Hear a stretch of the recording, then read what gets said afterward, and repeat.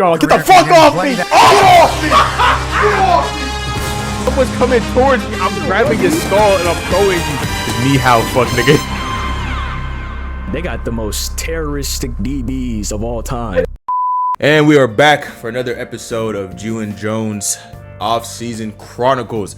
So far, a lot of things have happened this offseason. We have had multiple kind of crazy trades. You know, your boy Mike Evans is no longer a Tampa Bay Buccaneer for all we know. Max Crosby got sent back to fucking Las Vegas because they didn't want his ass because they didn't see that he has 2 knees made of barbecue. So, yeah, been a couple crazy weeks. But I'm here with my co-host, Jordan. And Jordan, what do you think so far of the NFL offseason? What's shocked you? What's just been like, what are we doing? You know, things of that nature. Man, I feel like it's been a Wyatt's her off season. I just feel like a lot of teams are moving on from the past that wasn't working. But other than that, I don't really think anything crazy. Shit. And man, speaking of crazy, today we're gonna talk about one of the teams with the craziest dynamic I've seen between an offense, a defense, and an organization, and that is everybody's favorite offense in football, the Cincinnati Bengals. Yeah. Woo! Cincinnati, Ohio. Yeah, man, it's a complete disaster over there. I'm not gonna lie, and it's not nothing that the offense can do about it. This all really falls on management and paychecks, which I am not very much adverse in to speak on such things. But we're gonna get straight into it, man. And the Cincinnati Bengals, everybody knows what they're struggling with, and that was the defense. That was their main focal point as to why they ended up losing to the Chicago Bears when they realistically should have won that football game. That was honestly one of the most egregious collapses I've ever seen in my life. I don't think I ever seen a tight end or a receiver to quote unquote. I'm not calling Colston Loveland a fucking team. No. Anyway, seeing Colston Loveland just shred those 2 DBs for that touchdown was actually the most saddest thing I've ever actually watched in football. And I don't know what to say, bro, because the offense is doing their thing. Honestly, the offense is doing all they can do. All right, the Bengals offense, you know, they're ranked 17th total-wise, 5th in passing, obviously, when you have Jamar Chase and, you know, T. Higgins and Joe Burrow behind the helm. 29th in rushing offense, so run game is non-existent, and they also just paid their running back. So I don't know how this is gonna go. 343 yards per game, while averaging 24 yards per game, 24 points per game, and 49 touchdowns total this season. So honestly, could be better, could be a whole lot better, but it's not that bad because speaking of which, you have a Heisman winner and a national championship behind the helm, Mr. Joe Icy Burrow. But the defense, man. You know when they say defense wins championships, I used to think niggas was lying. I used to think they were lying until I saw Philadelphia and Seattle pull some crazy shit off, and now I'm starting to think to myself, they're not lying. They were never lying. They're not lying. Yeah, they were never lying because God, the Cincinnati Bengals defense needs to be sold in its entirety. Everybody has to go. I don't think there's a solid thing to say about this defense, realistically speaking, Jordan, because they're the 32nd ranked defense. They're dead last in defense. All right, they let up 33 points per game. 33. Yeah, I don't know what to tell you, man. No matter what you do on offense, you allow over 30 points per game, you're getting your ass whooped in the nastiest way. They're 26th in pass defense, 32nd in rushing defense. They have it. This doesn't even make any sense. I'm looking at these stats again as I was typing this up, and I was like, "There's no way this is accurate." And I had to go back and double check with ESPN, with football stats. I was, how do you even end up being this bad? And well, it's a very obvious answer: salary cap. The Cincinnati Bengals are quite literally in a salary nightmare because they somehow thought it was a smart idea to pay 3 players in total of $100 million. With all 3 of them being on offense. So I don't know what they expected to happen there. Don't get me wrong. I love T. Higgins, love Jamar Chase, and love Joe Burrow, but I don't know why they even drafted T. Higgins. T. Higgins was not. No, I'm not saying it was terrible, but in the situation they're in, you have Jamar Chase and Joe Burrow. I feel like you could have got a different receiver because the signs were there. The signs were there. He was going.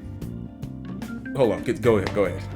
You always need a number 2, though. You always need a number 2. Yeah, I'm not saying they don't need a number 2. So the issue is, you kind of drafted a guy who was mostly being talked about to be a wide receiver 1, and then you're surprised he's putting a wide receiver 1 production, and he asked for wide receiver 1 money.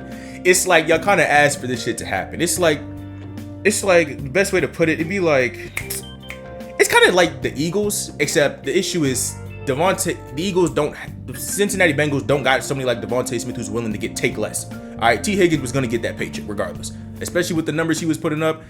I don't know what they expect to happen. And then on top of the fact, well, you're $23 million left in cap space, $10 million cap space, and you lost Trey Hendrickson, and you have no good offensive line and a terrible defense. So I genuinely don't know how they're gonna happen to navigate this entire thing. With the free agency happening right now, they don't seem to have made any type of moves, no trades. they ain't doing shit. They just say, you know what? We're gonna go into the next season doing the exact same things we did for the past 5 seasons, even though in those past 5 seasons you're 5-2 in the playoffs, you have 1 Super Bowl appearance, 4 winning seasons, 2 AFC North titles, 2 AFC title game appearances. The issue is you haven't done shit in the last 2 seasons though, so kind of defeats the whole purpose. So I mean, hey, I don't even know what to say, but Jordan, from your perspective, who needs to be fired from the Bengals organization? Let's be realistic here. Who needs to be fired? Damn. Who needs to be fired? Someone has to lose their job. Someone has to get fired. Besides, like, Zach Taylor, obviously. I hope we all understand. It's very obviously him. He's very obviously the problem. For some reason, he can't coach a defense worth of shit. But I will say, he has like 1 or 2 more years to work this out. He has a top 10 pick. One of those defensive heavy draft classes. You can find some guys here, you know what I'm saying? They can find a way to make things work out. Maybe next season they get some money flexibility working. Maybe they can find a way. But if they can't get it together, or Zach Taylor can't coach a defense that can stop, not even everybody, just stop most possessions. Not even most. Get a couple stops. Let Joe Burrow and the offense do the rest. But they can't do that. But I also think another thing we have to acknowledge, the offense, it kind of has to be perfect in this situation at this point. If you're going to pay the offense as much as you're paying them, niggas can't be missing. They can't be fucking up. They can't. But that's what they be doing. So really, I think just organizational build, I think that's the problem as a whole. Like, I really don't think the solution to is just drafting players or building players, but like, might gotta rebrand some things, move some players around. I'm not naming names, but T. Yeah, trade T somewhere. Someone will pay a high price somewhere. Yeah, there's always someone willing to pay a price.